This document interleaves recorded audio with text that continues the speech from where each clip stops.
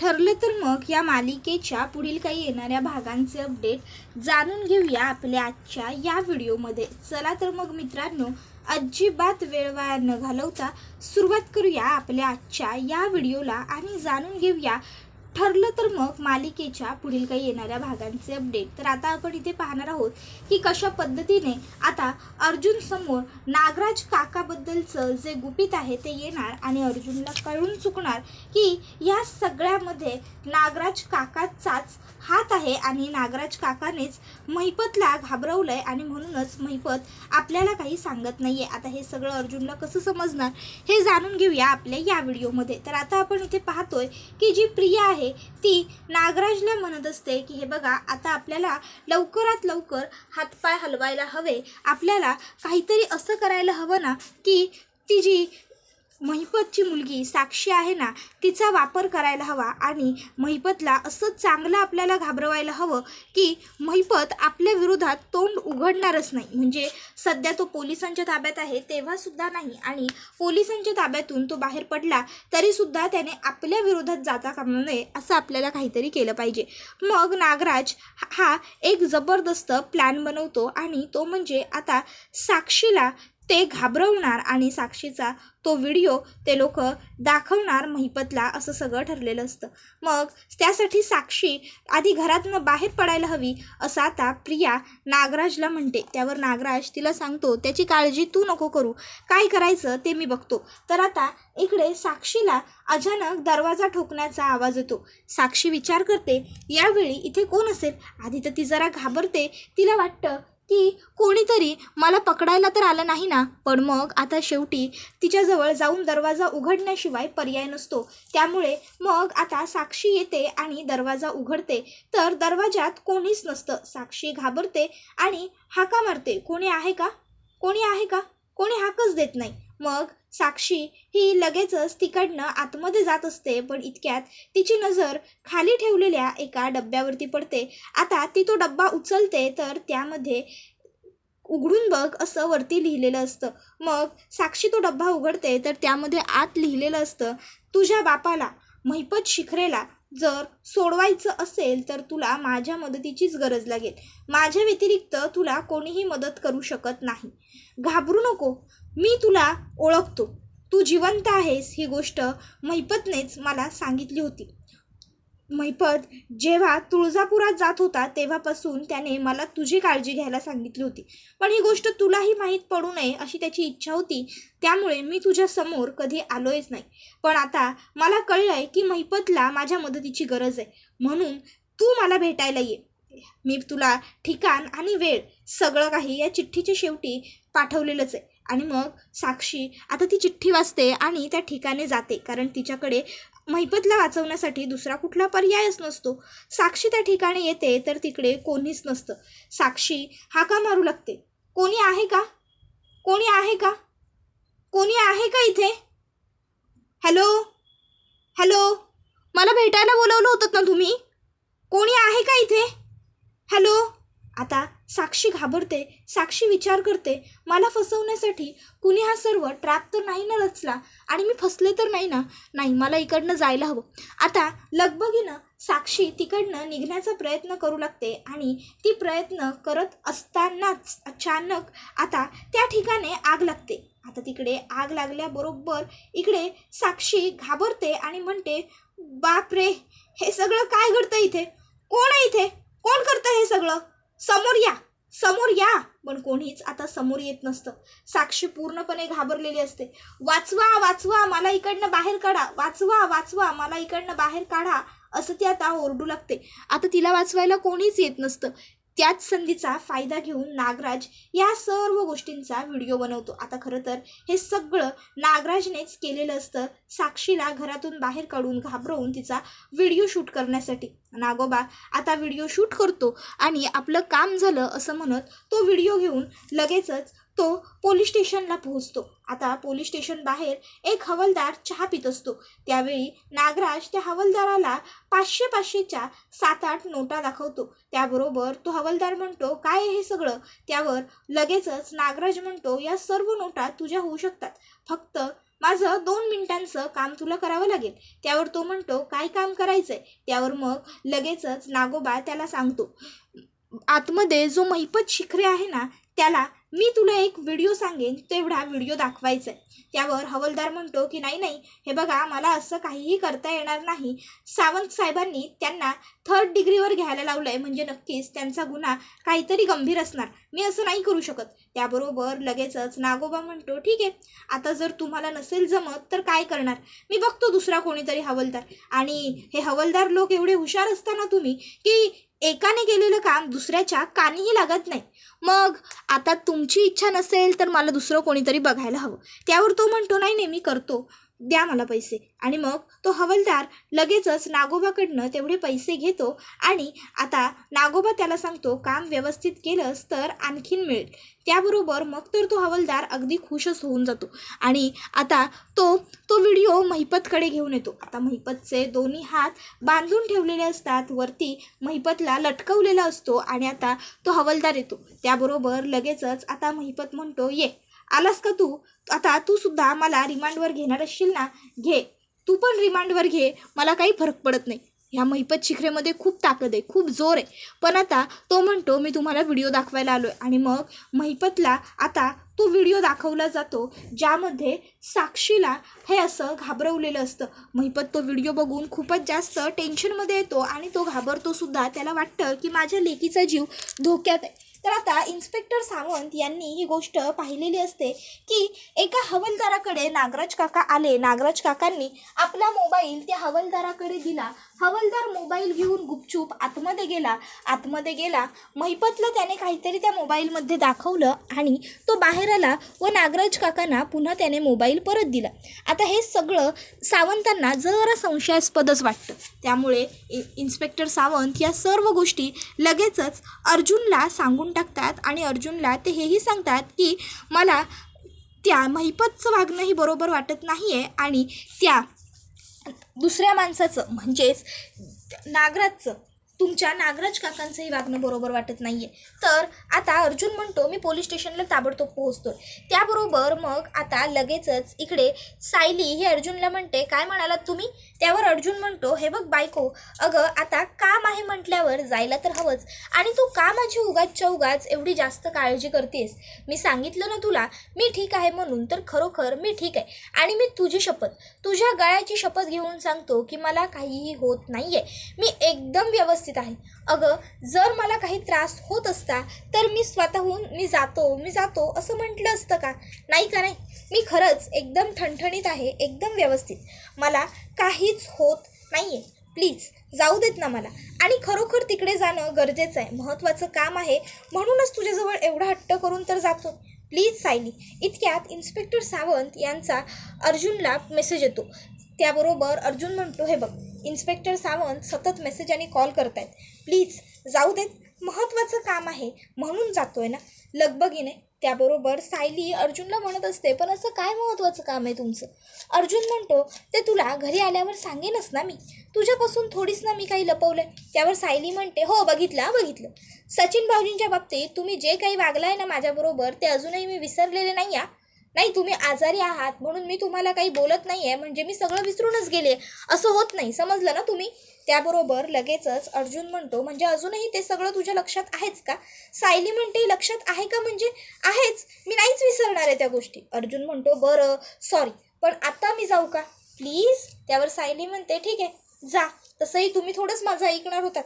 मग आता अर्जुन हा लगेचच इकडे पोलीस स्टेशनला पोहोचतो. आणि पोलीस स्टेशनला पोहोचल्याच्या नंतर मग आता इन्स्पेक्टर सावंतांना तो भेटतो. आणि इन्स्पेक्टर तुम्ही फोनवरती काय सांगत होतात असं विचारतो.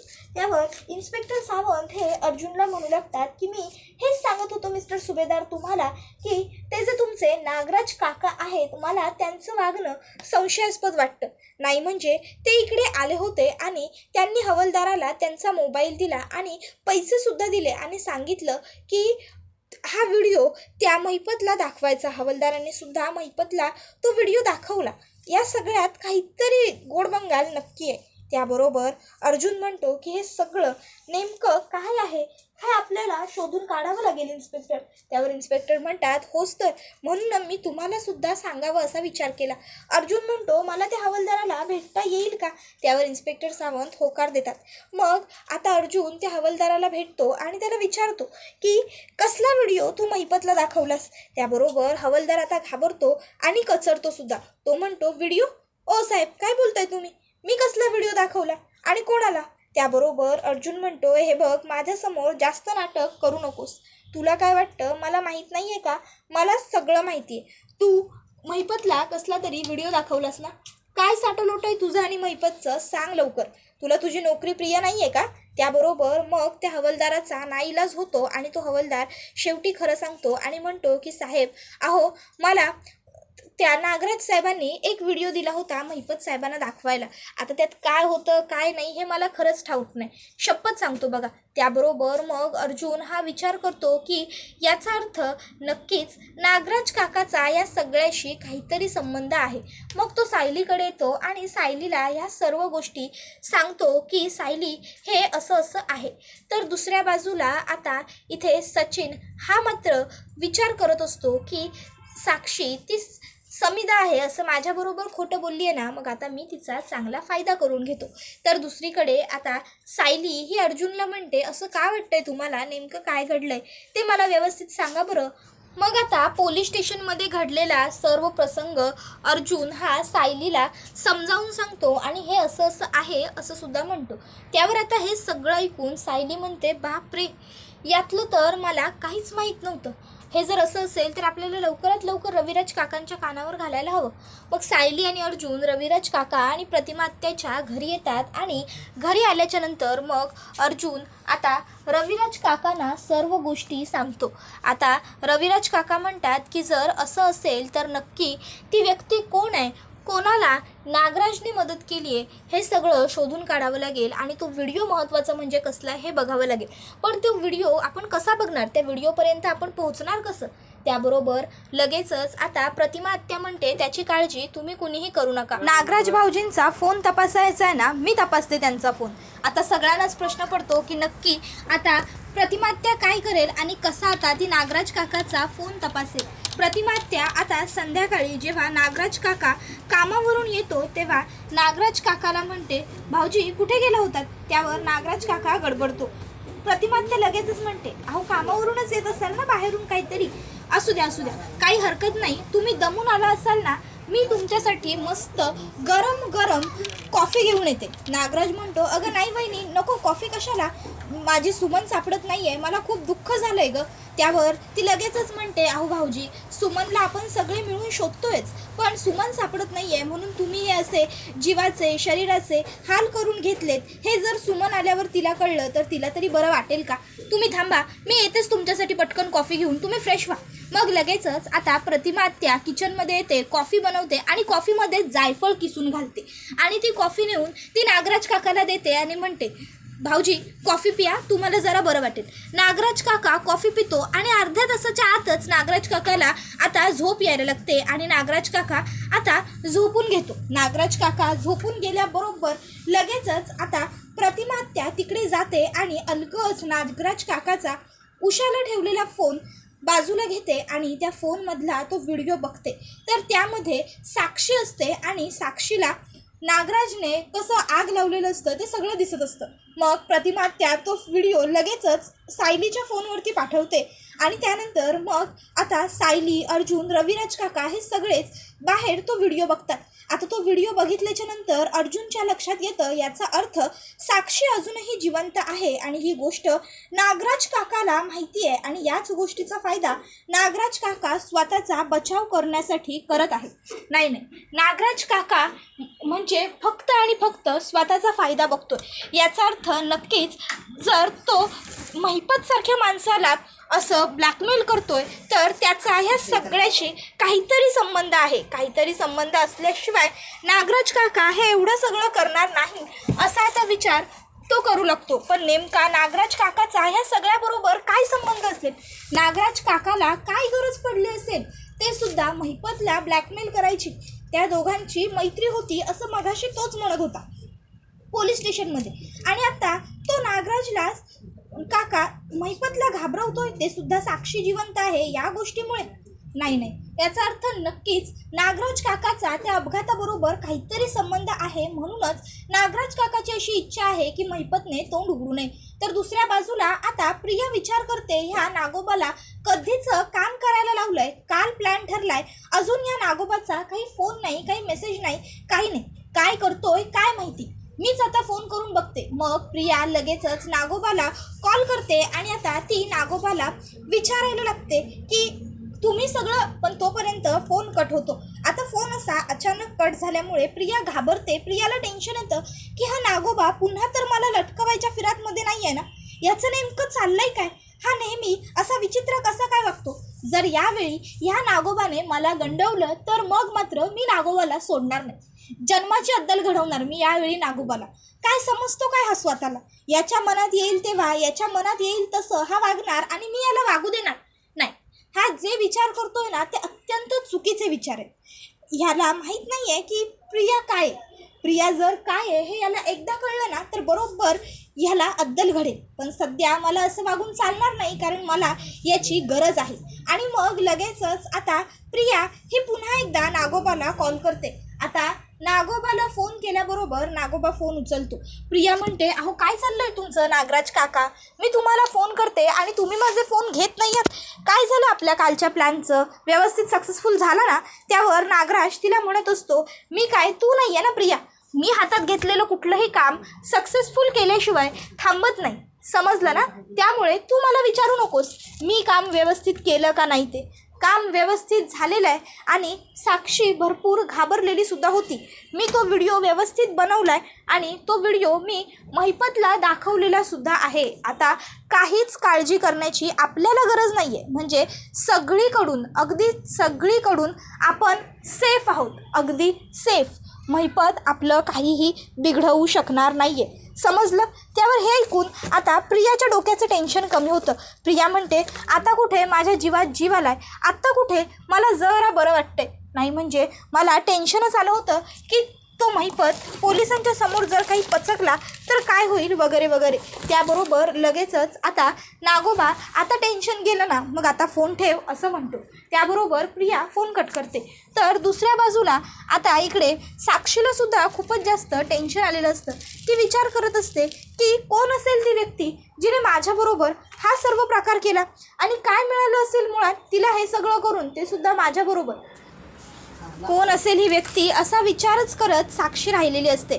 तर दुसऱ्या बाजूला आता प्रिया ही विचार करत असते, जाऊ दे, नागोबा आता कितीही तुचण्यासारखं आणि कितीही वाईट वागला तरीही नागोबाला काहीही बोलायला नको.